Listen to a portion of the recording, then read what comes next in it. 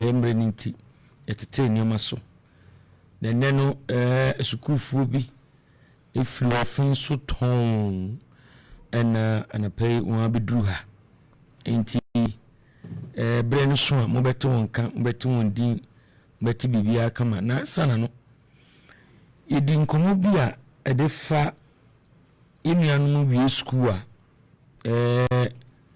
opowompo obi e pa banjuma ye make us say onye nesi kuni kura ni afano by force ni ma misi ko ns ni papa ko ns ni bi amen so bi kura tumi de traba ho ahwan ona nas mesi a wuye no ye ns na we baye no no so ye ns na we num no mo so ye ns akeka ni sa anti adu so ne de onso wasa onso ko ye ns ni bi na je say ye generation to generation said the assembly tie no ahum tie pa ti Abofour kwatena dwuma no tum na aboso ene wona abekasa no ho a championfo ne buafu no ho a said the sebia bru ofrifie be odi kan ko ntokwa ansa na oba adwuma nyesa so a ene omaso no otu chikia sabi ayade foforo chicha ni so no obeyire no ho na waseme chicha no akoye obra ayofre hu ni nyina ayofre obra sabi eni ni so a bo sane abofra no bibi obebia no na bufu ankasa na hi bibia bi style bia bi na chese ade a ha dwen pa enunti no sade na no women dey twem minim ya bema eski etina sidi hu komo mesu medwene mu ahu se toda na aye the pressure of the system yenyina na yi school as when say when twai enim say na mo asese ntwa no na mo de mankofo mba I don't know but when twai na yakanisa when twai ni de na chese de sie bia no ye de be ni di onukusua adepama sebi bu oyekulu hwe 3 ya so ne no adepam 3 ya ni sa ni mani nyina no abenya din foforo ewo asetran mu a chese sa din foforo no mu kakura na we sebi 1950 si anya de abu beauticians wanshins ni nyina bi so ntinka mami bi kura menini de ono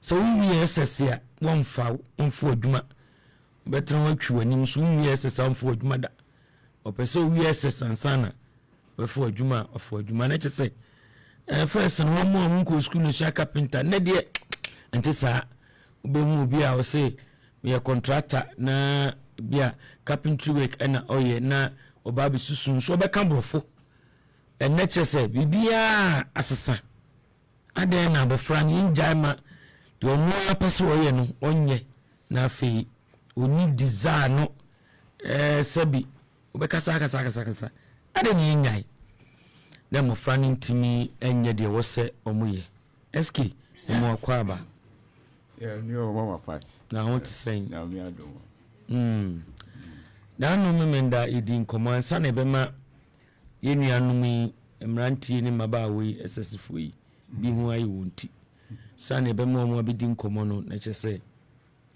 yembo wi num so kakra de so mo avi se ya mo so a ombeko na yenko ani eka nto mo amfa sabi advert nko no mo ko kan kire omo aka nyina se ese de wi SS na pesa wi bribia butimi ayo sabi nye office tena nko a fatu tim na suku akwa ne mfa ho nko bobi ise esu brigo kra fa ho nko gigi niomam class na de abaso sabi wan agency a watwam nyina mfa ho nko gigi na nko ba sabi de obi ye no na won sa won soso ye de uye bi na otwa ati na wanyi wanim wanti wanim afa boy antum a unim hwe ise wo kulu enti sara na abawie se asukufuo nyina de omo agim se ye wi adwuma me babia sabi umo sabi kafra wadwene nte sadi obi adwene te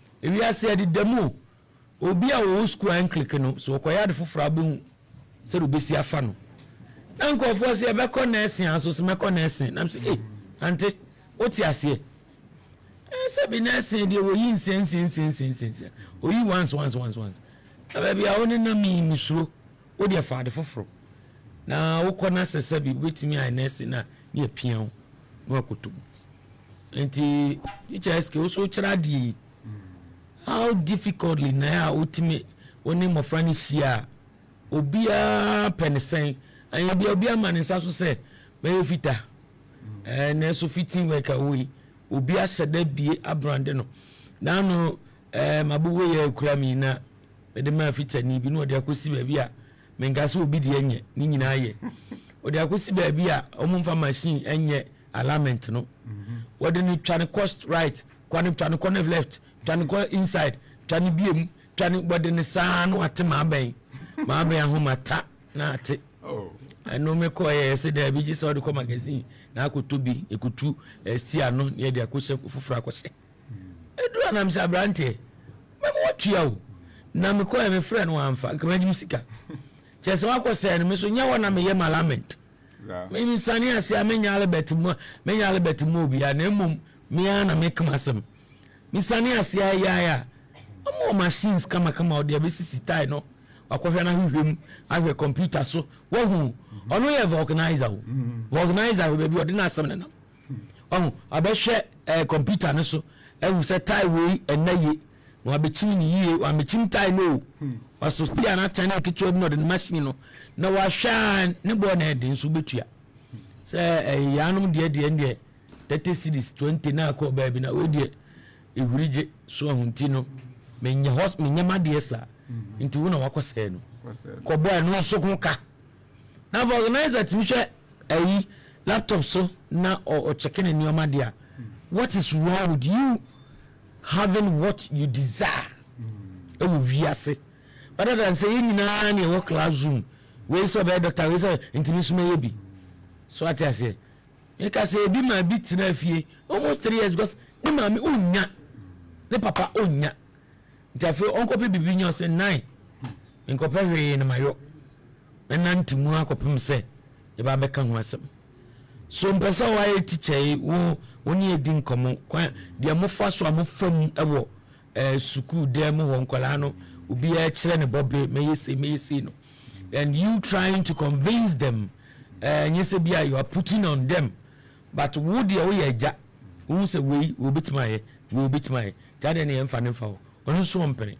ya mo fa how bem and etime ne mo fa ne kasa yo mama fat me da si bie na machia Opemsuo atie for ne ahwefo nyina nti we ni de me komachi kakra bi de ekofa say ye kotna office akoye adwuma aba ye nyina ye tema na abrofo no edi yenso no na omo na di school entity e ba na no mu training yen for office work say bia omo training yen se na be ya betimi aye secretary bi e betimi atrotro bi ni ade ama omo so ho enti eno no na edidi mu na kofa office adwuma eye no ebaye na emre bia nso no school aye koi ye ko na ye dey produce goods and ase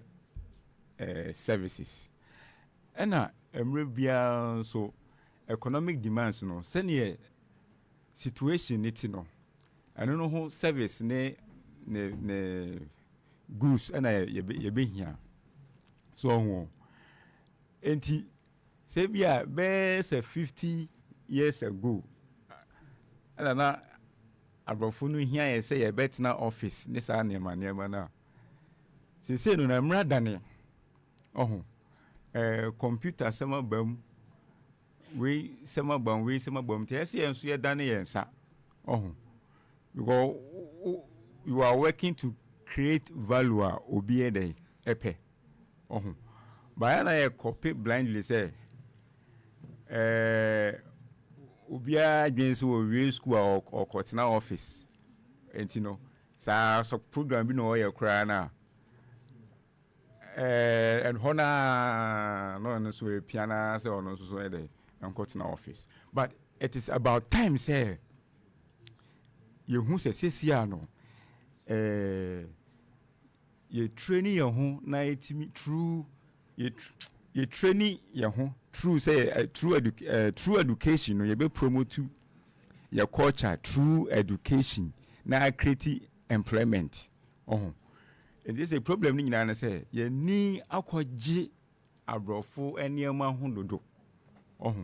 Enti mre bia no school na ye kone training na ye ni nyina no we say na akwa bibi ti say emfa eniema na ewo ye system ni mu no so enti we say mre bia no na ajami we na unemployment na ye now catch you nya ka brofo unemployment na ye ekosuro. Yes, I say no politician we say domestication.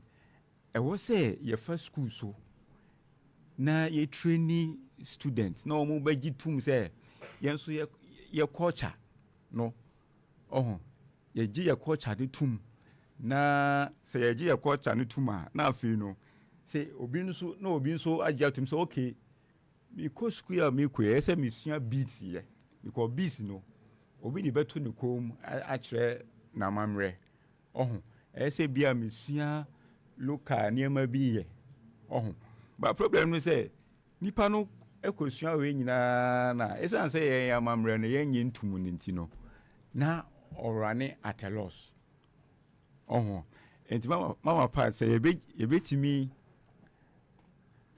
ebetimi agile sa office adwuma na obia pe no dia e wo say ye sha say ya mamre ne ye culture no ye gitum ye fa enwoma sua so ne promote no and see promote na afi no na obi abagitum na create employment there amaye now not until say ye be sha say ne patronize ye local eniema no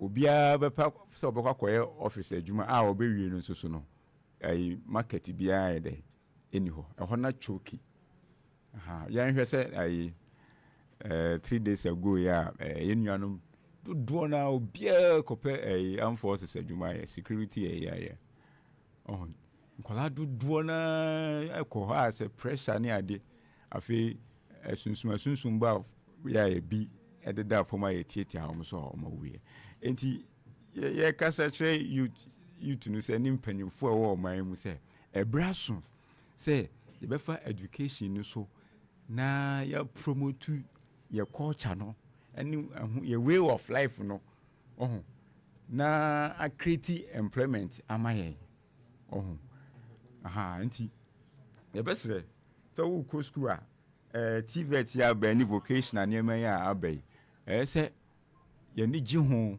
ni kwase nyina ye pia ye ho kogu field bi say say adwuma we ni ye me das me try ho kakra bi na ye ba ye ne enim se school man kwa na ma wo wana te brofu mpa you want the why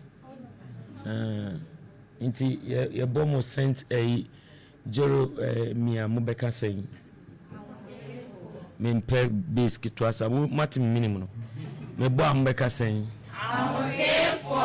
ahotefo senti nyechesa mudie mote soro nko a na ezobie wa ebone nyesa yo oba ode bae ihu anhira na mebo ni din ebre no so a yentwa ho kitwa bi na yemra ye ba afi ye aka no na ye de aba beto awso ma me no wompene ba bia na mbizanza ande wo mma no hwemanim nam sinti o ma copy this character, will you be happy? No hwemanim fi oji ahome ti wiase no ayenam no na form sa na form mu ye senti amam so mu ye senti wa beka sam no bebo atwede ma ti mi bibia tum na ahotefu yi ye Saint Michael Saint Juan Saint Juan de som de Saint Jerome wɔn ɛna nnɛ yɛne wɔn ɛredi dwuma sukuu no mu no ɛna nyankoropɔn adom mafa so nso ɛyi kuo ɛwɔ sukuu no mu ɛkyɛ sɛ ɔmo mfa ni agorɔ koraa ɛne ɔmo baa yi mehwɛ mu a ɛyɛ senti no wɔ ho kyerɛ sɛ ɔmo anim yɛ ino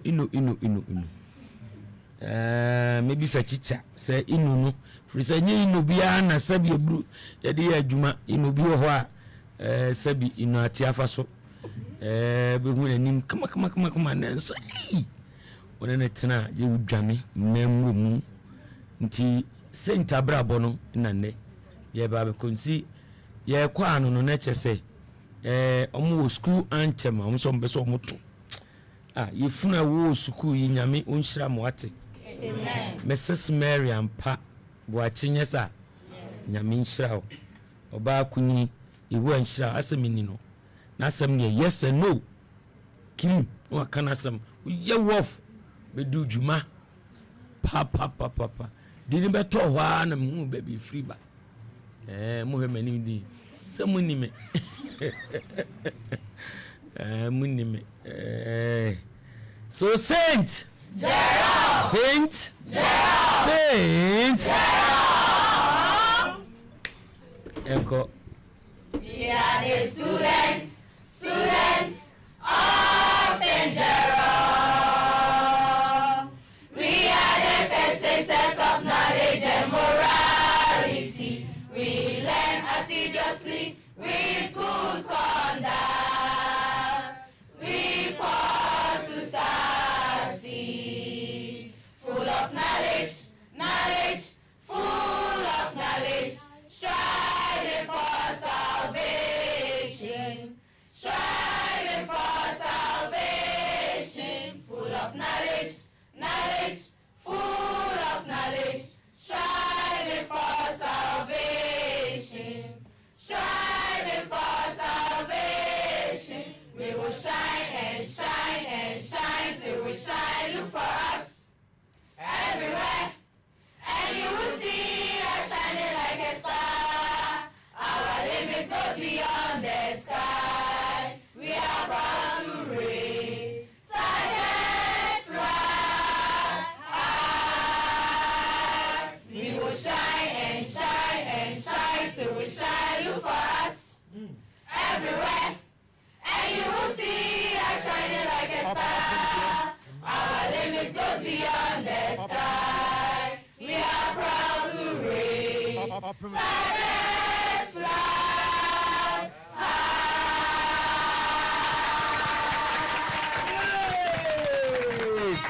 And examination basi dem why was mama me quotations be 10 or katana nia. Oh no me pento o ma me mama me tie me o de o ma me 10 achichim o de unchichim monche 10 mfa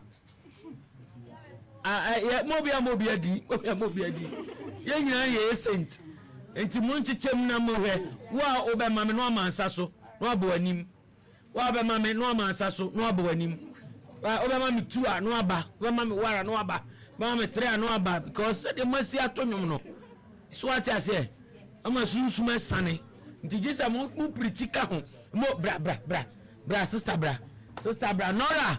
Yes my dear. Nora dem Judy be man be 10 boss man o be 10 ati ase Nora but mo peja ade ne manu mame na ene ne nyepe mic no na ene ne nyepe na chese wontumi flow sister no me baby sana mfrenti na odi na kama no we the first Nora ne dey akose chiro wo so ba man bi anya sa ba yire papa first su de ene ame aminua wo so nya na me bo no onyanti sister first ba man be say more than 5 oh basaman Hi the basa more than 5 sister me fa me bible you be ka bi han me kwa kwhwem wo na chese SK o bi bible ana oni bi Offinso Est-ce que we need be am me ma obi na hwe check mama. Ose Bible no ha. Ene maka shana no anase. Yes, Antifosti. Yanko. Matthew chapter 7 verse. Antifosti nyabte. Ose Matthew chapter 7 verse. Ose your friend say? Matthew. Swear dia wo kan na me. Swear dia wo kan no. And swear dia wo Bible no. Matthew. MATHEW. Inti Matthew. Yes, please. Ti Matthew na ye kan ye ti. Pacha eno ni echi. Eno ni e chi. Pacha. Eno ye chi. Okay, Matthew. Yankwe. Matthew chapter 7 verse 7. You 7:7. F. Ask and it shall be given to you. No one Seek and you will find. Knock and it shall be open to you. Okay. Oh, but some say when I want to. We are the one with it and cry. I will tell you afro be so bad so be kasabi and someone for kwem send some for kwem or bani as I say bon some man. I say Opemsuo be blue. O kasa we so and na say ya. Yes, yanku Ephesians chapter 6 verse 1. Ephesians 6 verse 1. No dia wan ka kranka be am. Children, obey your parents in the Lord, for this is right. Amen. Yes, somebody saw. Uncle. John chapter 3 verse 16. John 3. Oh, now Zanati. Oh, body of fool. I am quiet. I know they can come. For God so loved the world that he gave his only begotten Son, that whosoever believes in him should not perish but have everlasting. Oh, someone saw me, someone saw me. Yes, for Sianco. Pekasano. Psalm 91 verse 1. Hey, for C. Was nothing you know, Nancy, so was to the other. Verse 1 on Quaso now, Becca. He who dwells under the shelter of the Most High shall abide under the shadow of Almighty. Oh, someone. Yes, Yanko. Edisem. It's very much. Proverbs. Yes. Okay. Yo. I say, Nami, about for it's a watch. Imunson, above for Abamidi. You have a copy.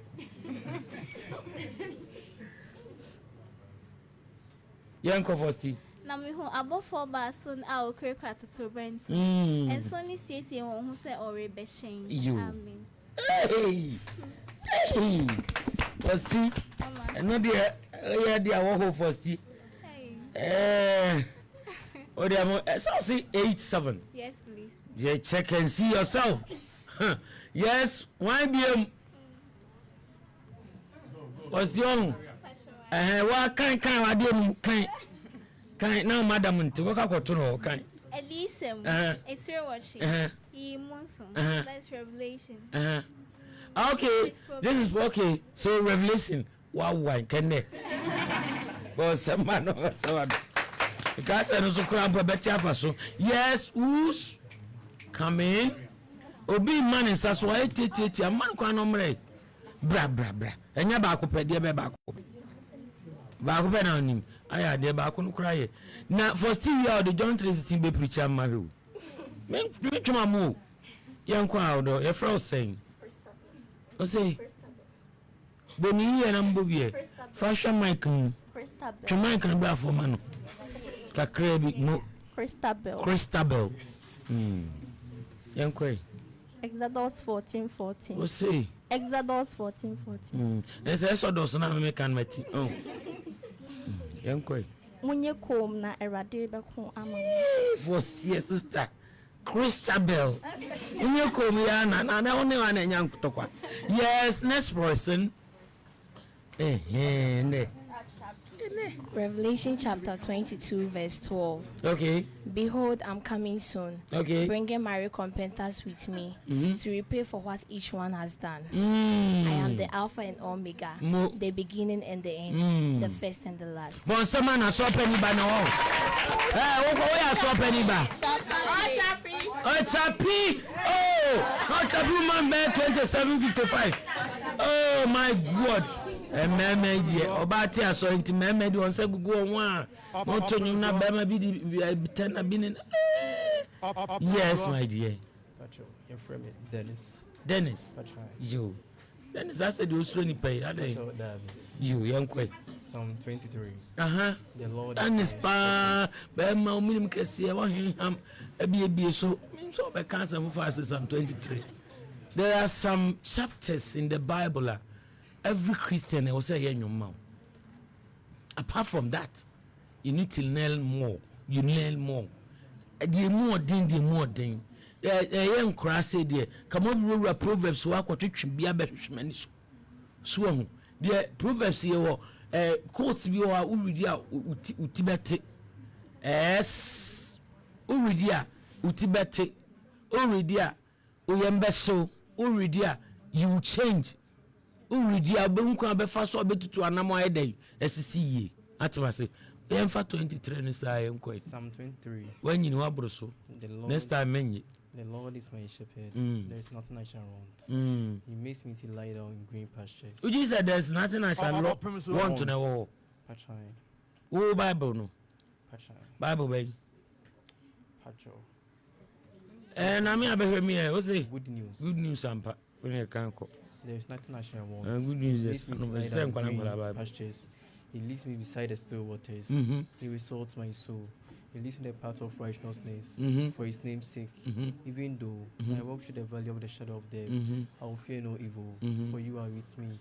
Thy rock and thy staff, they comfort me. That prepared the table before me in the presence of my enemies. That anointed my head oil, my cup overflow.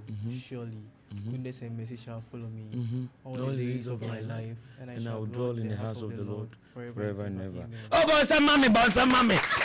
Mecha. Yes. Next person, Brant Becavia. Could be the man can be the Enquama Cracker. Proverbs chapter 3, verse 31. Hey. Don't be jealous of the violent people or decide to act as they do. Oh. Ephesians chapter 2, verse 8. For by the grace of God you have been saved through faith. And that's not of yourself, but from the gifts of God. And now who can say ye? But some man, don't be jealous. What can you? What can you know? So, but some man had any man so. I just say we are jealous. Yes, sir. Yes, next person. Massa. And you may be only at some school. Money, me de. No baby.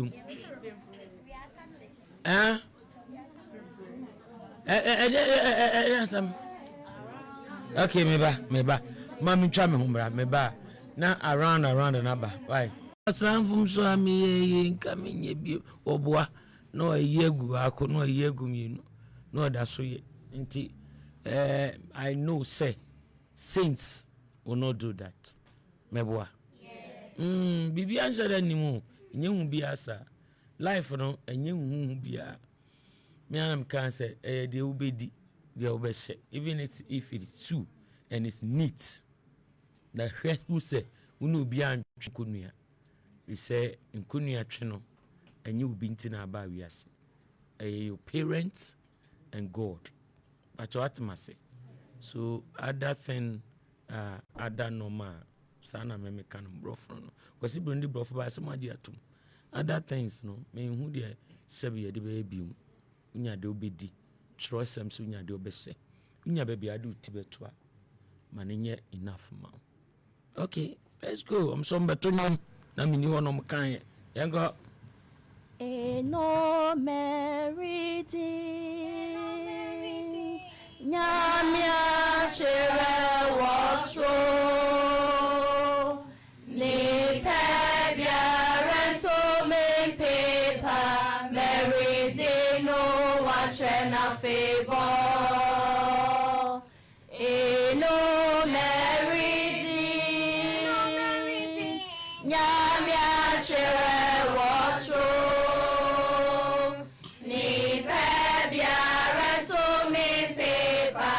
Meridino watch na favor. No meridino. Di compro. No meridino. Watch na favor. Ni pebia rento me paper. Meridino watch na favor. When ya no meria. So ni muye.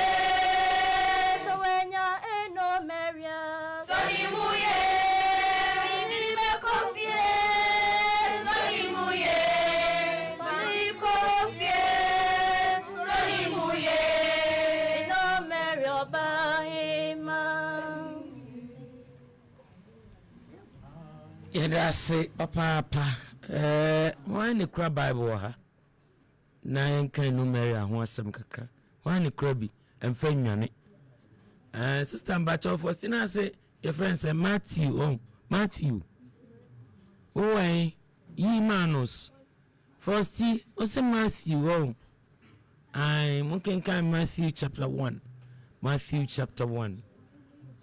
do wait me akan pa o ya de twi ana brofo de na munim kan aje brofo na yin bia broni awu mo ba bronu twim so atwi twi abrofo nko azabi yenya ne sa mimie media na mamo ana na mobi mimie media no ada fosi je eno ye de mususu no daw no na hu daw enti no so onye den obekan ka kan twi no empa na o je so obekan twi no me so ka oba kan kampe isa ye ma minti o de bra bekan so mo kan no Maria when na so ni and I want you to see the blessings nyame hwie gu no so ati ase e wo ho mi wa bekan ma me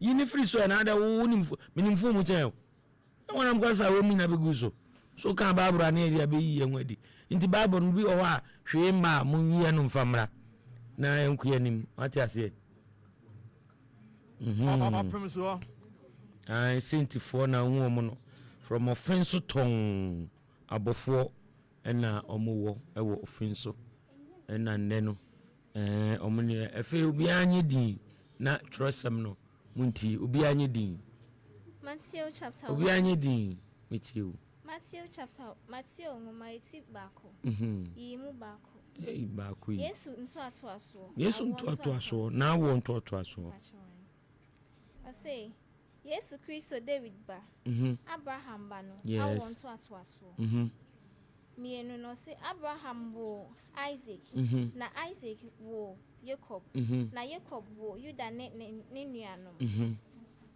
miensa no o say Juda ne Tamar wo Perez ne Sarah na Perez wo Hezron na Hezron wo Ram and nine na Ram wo Amminadab na Amminadab wo Nason na Nason wo Salmon ensia na Isaiah wo ohene David na David ne die kane na oye Uriah yere no wo Solomon enso na Solomon be no okay e solo no kan za pastor many problem some may be some wo chini ade Solomon okay wo Jehoshaphat sorry na Solomon wo Rehoboam na Rehoboam wo Abia na Abia wo Asa enwoche na Asa wo Jehoshaphat na Jehoshaphat wo Joram na Joram wo Usia enkuno na Usia wo Yotam na Yotam wo Ahaz na Ahaz wo Hezekiah Opemsuo edu na Hezekiah wo Manas na Manas wo Amon na Amon wo Yosia dubako na Yosia wo Yekonia Opemsuo nuanom ebre a otu won call Bebel num dumienu na wocha won esukot na Bebel no achiri Yekonia wo Sealtia na Sealtia wo Serubabel edumiensa na Serubabel wo Abihud na Abihud wo Eliakim na Eliakim wo Aso edunai na Aso wo Sadok na Sadok wo Akim na Akim wo Elihud edunum na Elihud wo Elisa nti we Yesu asinim na won toto aso nti ye hwe edini akasifo nyina na abedru ma de so a ebedru ma de so a tresem say we shirawo na wa want to aso nyina enso be den mon kan da ho mon kan da I want to aso nyina be den nti wan na betima ka mo Mary a kire me mon nyina mon kan me nti full of grace, the Lord is with you. Blessed are you among women, and blessed is the fruit of your womb, Jesus. Holy Mary, Mother of God, pray for us sinners, now and in the hour of our death. Amen.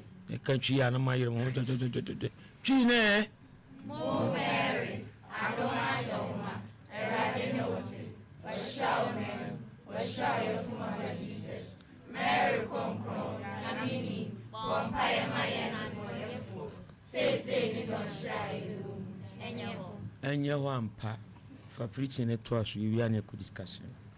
Okay, Mama Pacho me that say, without baby, I say was a conya ring. Eddie kind, Rebecca Safa, your mammy Mary. And Sutia, your mammy Mary, a year, Emma Eradintino. Eradish shrine baby, Emma or day, or bury my be a bedroom nanny a friend Jesus.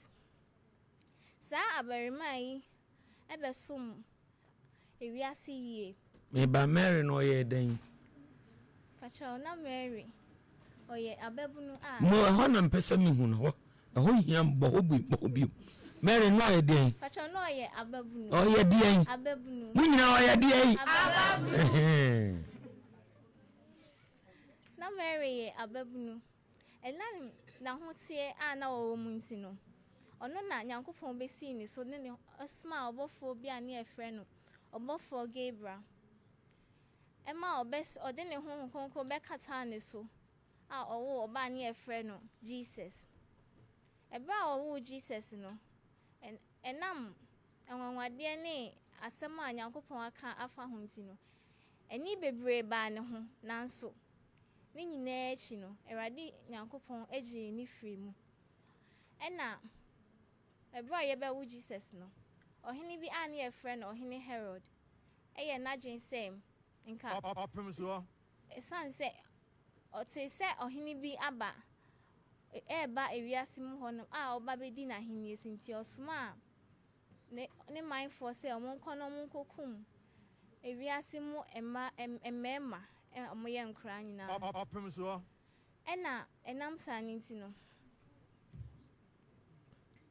enam santi no Yesu Erade Nyankopon eje Yesu Kristo obomsa omuku emamemari ni nti John 3:16 no se die ntina John 3:16 wo John 3:16 say said the Erade Nyankopon do wiase ni se ode ne ba owo ne ko ne maye na obiara obeji ne die onyira na obenya dan simple and titi abonsama no Mama ya kunya na yenko discussion ne so ye bedi kan ne atichafo no edi nkomo say Madam Mary hu ye me wanwa kakra Mrs Mary Boache hu ye me wanwa because ono na sabi wati ni school nanso wamakwan ama atichafo yi counselor ene ni nuaba no ati ekuyi ewu school yi mu a friend counseling and gender club ena ekuta wo no nti mpejanko sukaka na mebra mfanto so na Facebook ubia ehu bi that's it nti ewu school mu a etichafo hwe ma mo friend titiye ne mo frei wonantie ne waade nyina serebe ye bekoso akonya yasi madam animu akonya no na mumpeja nkosoro Madam Mary Boache omo ewa no mfa brad this side mo na tsam nam dawo no minam ni o Madam Mary iwu anhira head mistress wo ho no wo no ena hwe mofra no nyamesompam kasapa ne kasade ene atrenetsene otiso oba na pe bia afa na chese amfa ne man tu ya edi ayewo yo medase nti uko Offinso a beko akoto school yi kama ene de omuso omo ne namu Kumasi High Court Cultural Center Opemsuo Radio Kumasi Airport minim so mo kofu play so mo ko hwese di tu KNUST na fe Kumasi City Mall mse ehwo ne betwa to sanse ohia ombeto ne man kasa nyami shamo teacher fo a muti ku emu mai ni ni nkomo keto bi wi a ni agya ofana mamofra no na discussion no omo ababeye na chese ahwe enom discussion ye mani kase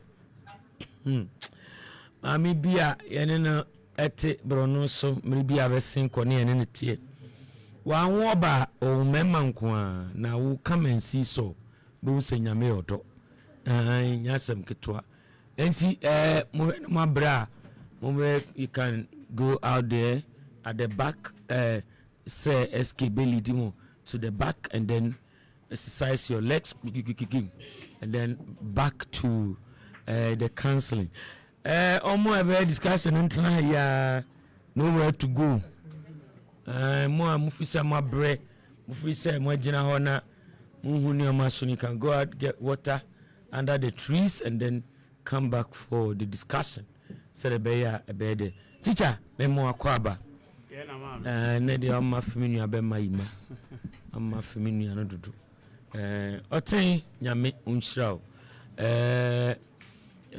bibia no sabi ewo ne mere na no frɛ me mama councilor peso ba ho kai no enipa ne do so ebrafi sɔre makura to daji su bi na ma ba da no akai no enipa ne do so enti brase obeba msemate akwanya da ho Opemsuo Radio 104.7 uko Facebook so ayo Opemsuo Radio eho ubi witimi a comment na academic wa share ama ubia de ekoso fefefe ubia hwebi na fe ono nso so e de to ne hofo wa be kasa no na akwa bonte mepamo ene medi madam wa chia de pe because my eye one open me mama kwa aba menuanom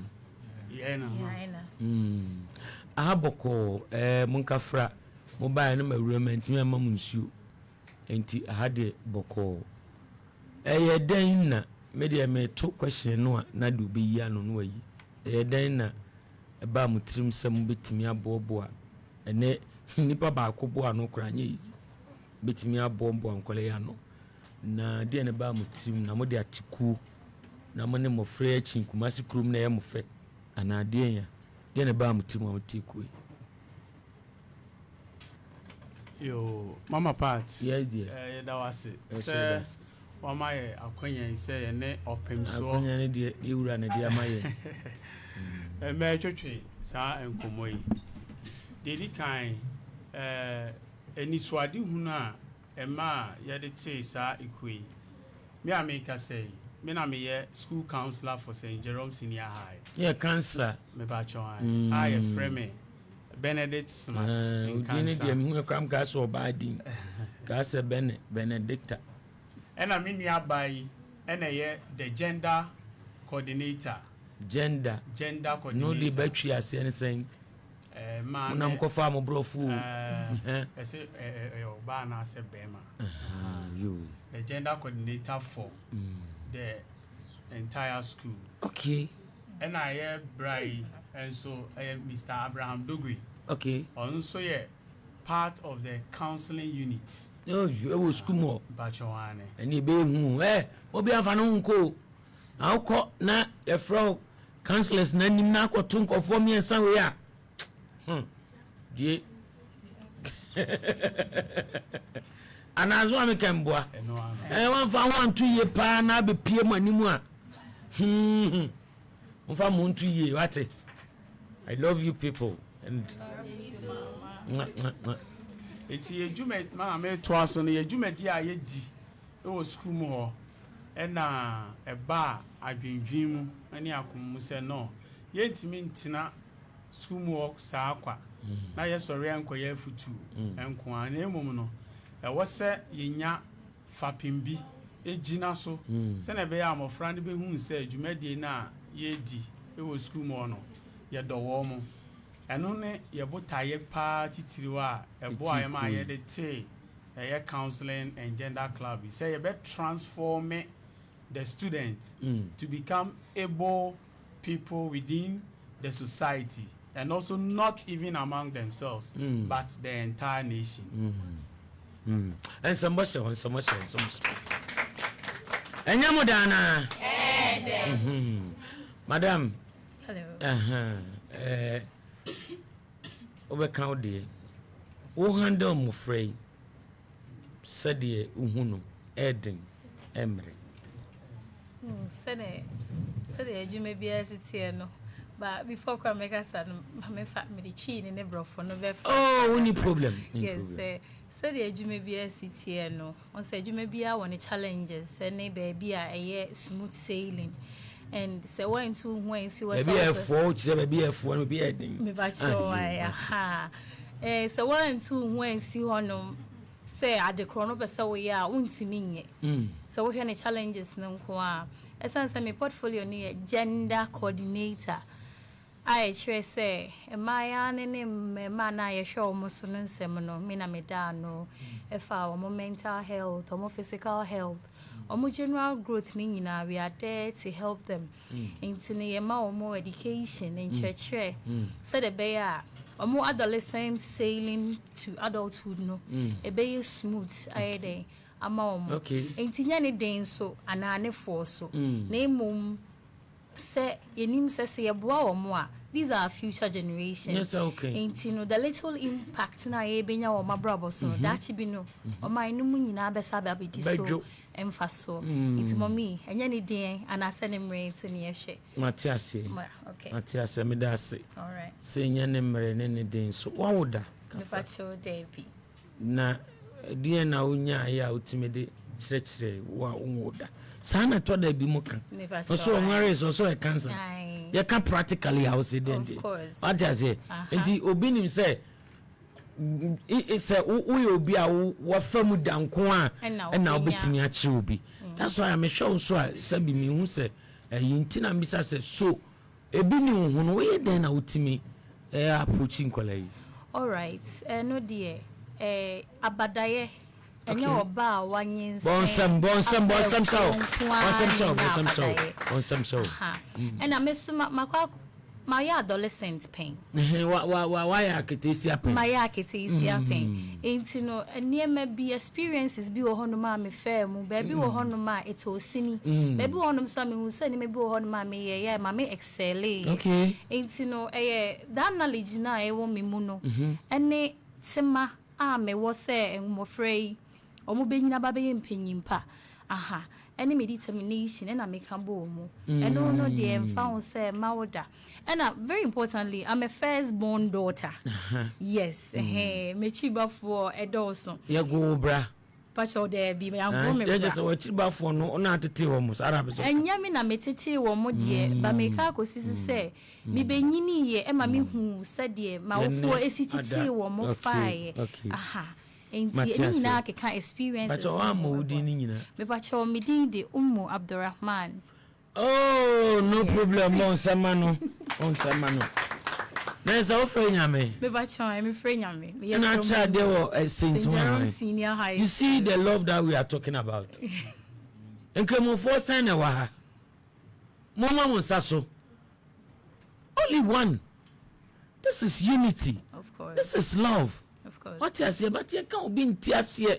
Now, where man so ye way, me so ye way, into ye way, and assalamu alaikum. Wa alaikum salam. Nyamisha.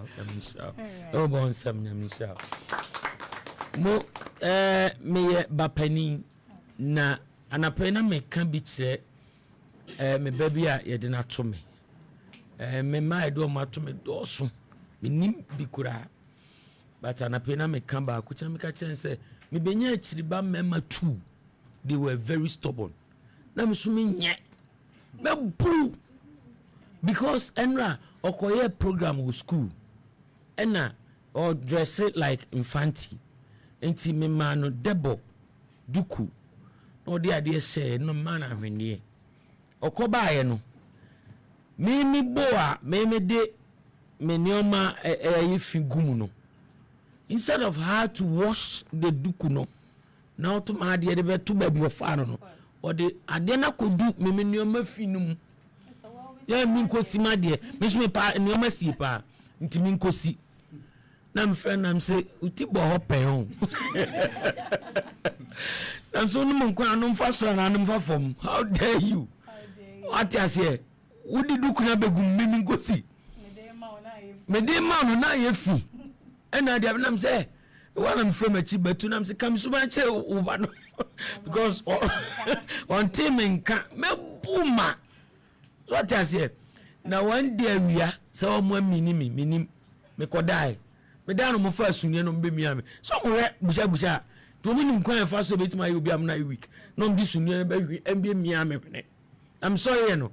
So bro aka so bro me ka so bit me hwi wo buma omo yetu mema ba ko ba metiba no no otimi kopam sewing machine na panere wura ne ha me ma me ni fie nam se fansa no to wodi yes amesa de ba ko na san hyase ma san apoma to so nyame a omanyansa e no ma me turn machine back e na ne nsa ne yie ami wie no hu e nam se wonni me pesa otemenka e na mebo enti being a firstborn is like a parent me nam ka cho ye no ma that time ma me papa ni fie no so wani so ka kire me de mebo teacher mba cho me mu akwa ba ba cho mama ikran mra wani su ka kama mo me ka se nyame anu nya obi aso anya basa mehwe wo mo odom ba cho mo akwa ba odin no enso ba na mawuram yes yana ba cho e frame Abraham Dogbe ijo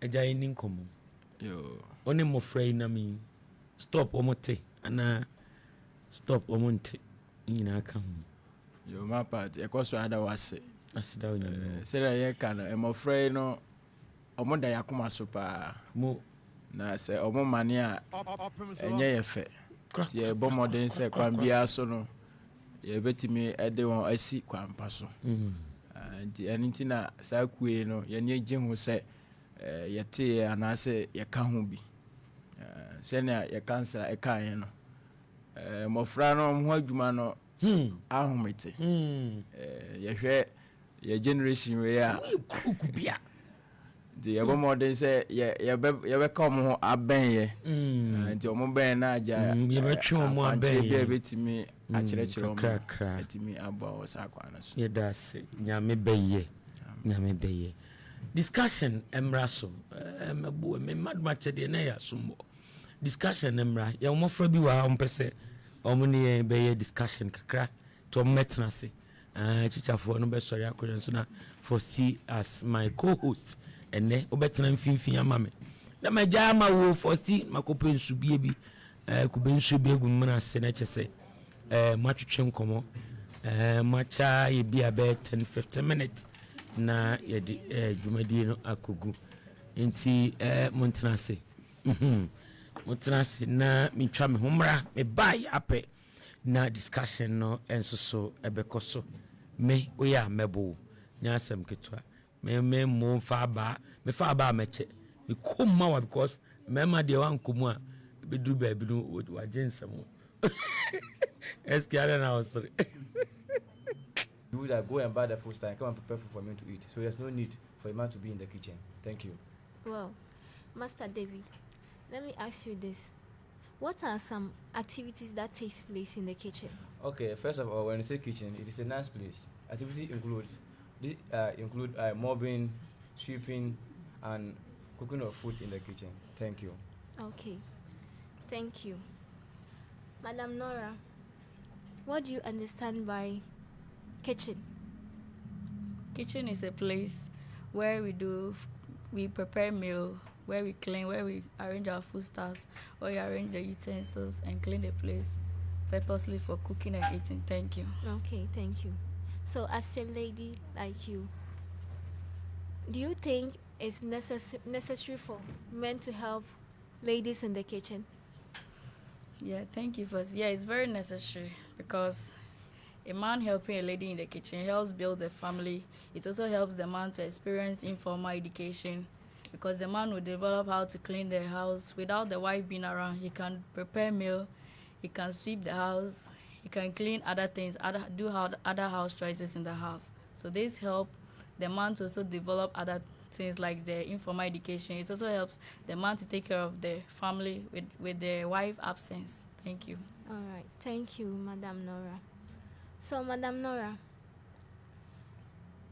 do you think there should be benefits of men helping ladies at the kitchen or men being in the kitchen?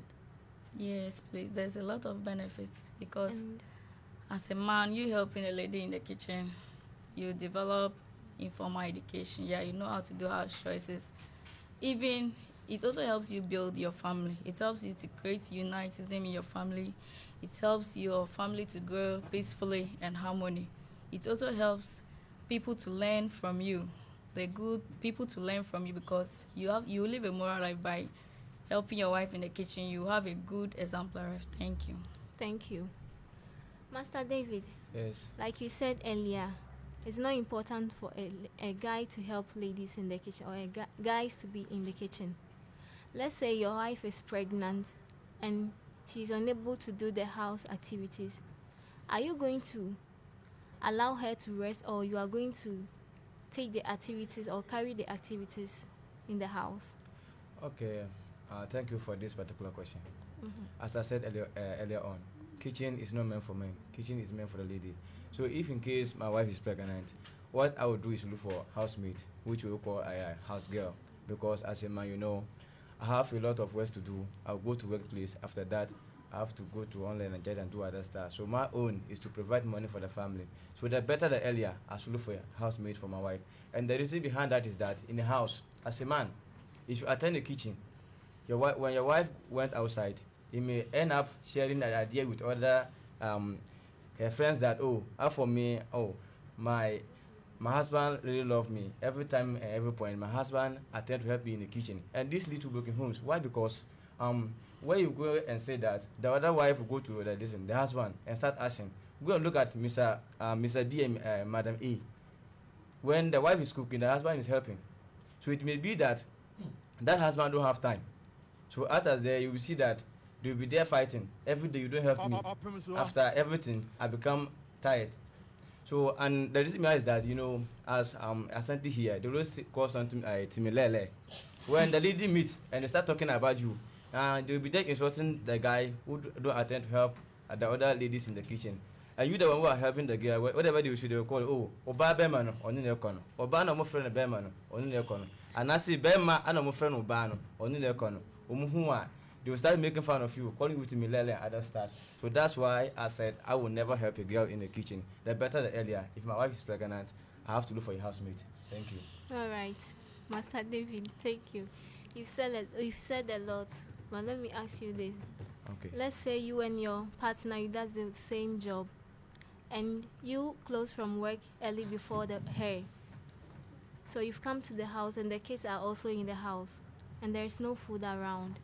Are you going to depend on junk food sold on the roadside, or you are going to prepare food for the kids? Okay, as I said earlier on, if you read Bible, Amos chapter 3 verse 3, it says that two people cannot work together unless they agree.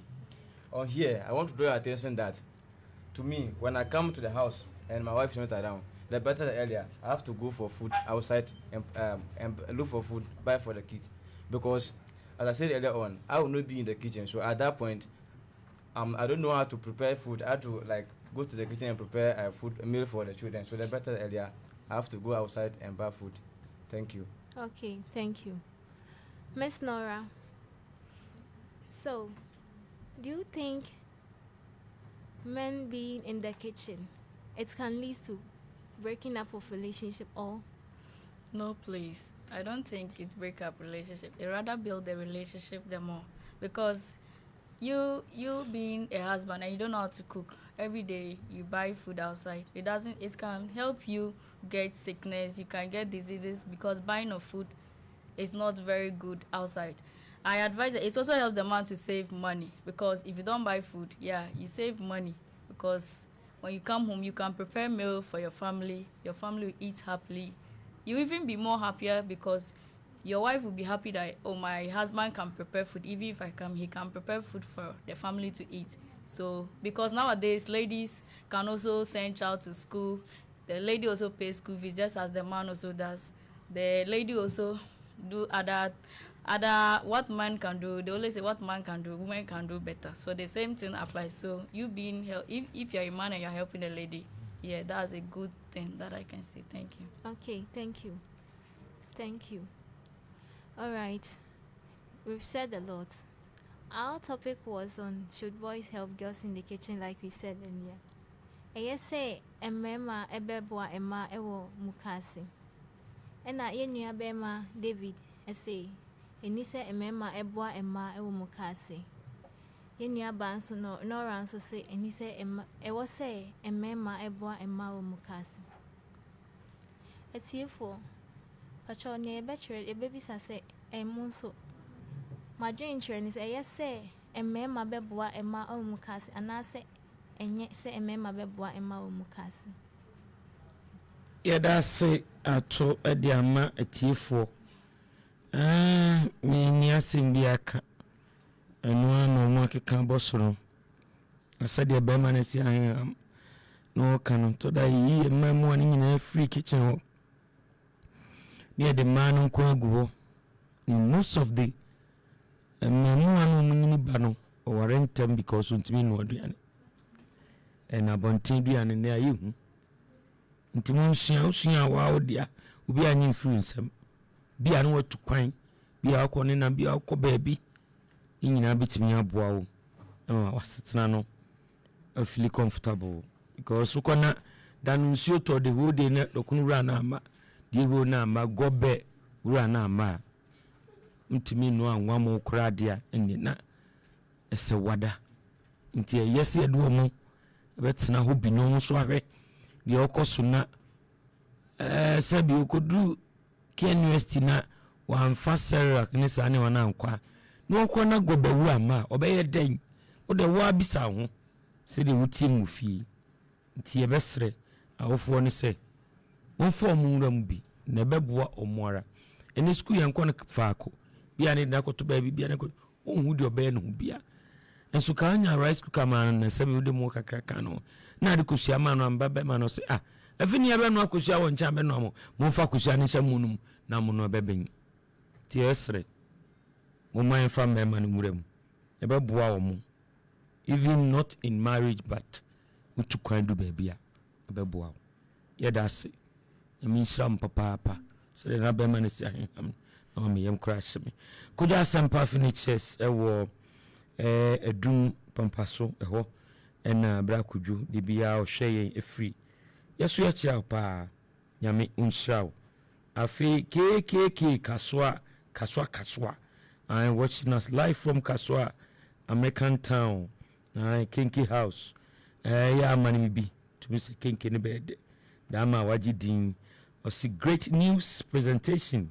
Best regards to Honorable Mavis Hawa Kumsin, incoming MP National Women's Organizer. You went sharp papa. Yes, so yeah, that's it from Castle. Jambacho, best any greetings to Madam Mary. Who Castle beton catching me? Mebacho, ye chia, Miss Mary Boachi. I miss mum. The headmistress of St. Jerome Senior High School. Baby bia o bia mama nyame enhyira na onomo ene echitai pa what the tie counseling unit I was St. Jerome Senior High. Na wama yakwenya se yenti ekuo kese a ye freno counseling and gender club ewo Offinso Abofour Montemo nyame enhyira na ye mpai boni se sa ekuo yi counseling and gender club yi ebe shata ewo wiase manyina ama all senior high schools and so ede wo mo ho agim ye damasi. Okay. Auntie, also best any greetings. Make a show.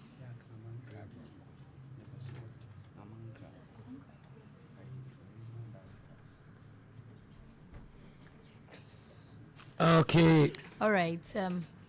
Mommy, may I extend the greetings to all the staff of St. Jerome Senior High School. Okay, St. Jerome. It will not be possible. Yeah, now I extend the greetings to like all your listeners as well. And last but not the least, the most important, we will say a big thank you to you for giving us this opportunity. Yes, so that we are yeah, that's it. I jump back to Chia Umpana. I kafra. Okay, no. Yo, bacha. Yeah, so I remember, sir. Ebejina Ekuene St. Jerome School Community and Munayachia, your municipal director, Offinso Education Unit. Yet the Omunyana Ase. Yes, sir, that's papa. I don't know, dear, and no man, that you cry na sabi. My mitru way. Then you banam betchem bibia, Munkacha number life way. Then I'm a sir. Then so, Nina Chino, inshallah. We have a come. So moody be better me. Said any the crow. Ye, is a me trasuna in Pongwa. Then it's good to bar. Dear Bassam Cranny. Mamma, sorry, I am better than my dear. Don't worry. You just turn it and let me see. Wow!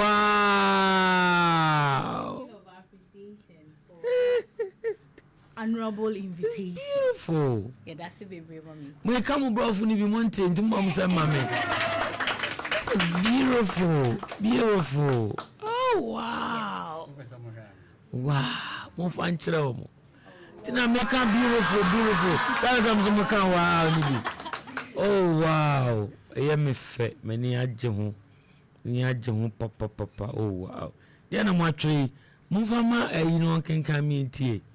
Sister way. No kenkan ma mi ntie. Also beka ba ku ni bi. Ba ku na mo kan bi na beka na. Want titwi. No to dey. Bro. I don't free. Huh? Sister free. Somebody. Oh, okay, no. What do you read it for me.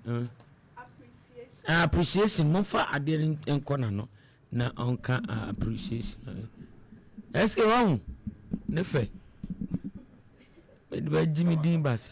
Appreciation. Okay. Counseling. Then I say appreciation. Counseling and Gender Club, okay, known as CGC of St. Jerome Senior High School. Yo. To Mama Pat, Mate. You are an epitome of greatness and riches. Hey, bam. A big journey which began with a small steps. Hey. Kudos. Oh, Psychoto. Umfama me sorry, umfama me we are. I'm sorry na ye dey trap picture. Nyamin shamo. Beautiful. Joe. I'm for anka hu. Say the be hu ya for anka hu na. Joe twamo bi anhwe na ho wanwan. Ya for me fa nchire wi. Ayo. Eni amon hwe. Wana be bi. Say kutu. Say ba. Oh, I didn't have. Oh, mama ni aje. Mbe ya masumisu ya chenso. Nyame nhyira mo. Nyame nya mo kese. Rade ntum nkwannem. Amen. Ade bi esi makoma so no soro de do mo a asasi baji so no. Osoro fando mo. Nyame nhyira mo. God bless you. I'm happy and also you can say nti ba ko na metwa so no me kan say I appreciate. Yes, I appreciate. Madam. Thank you very much. You're welcome. Maybe me pon maba. Ye twa for you. Right.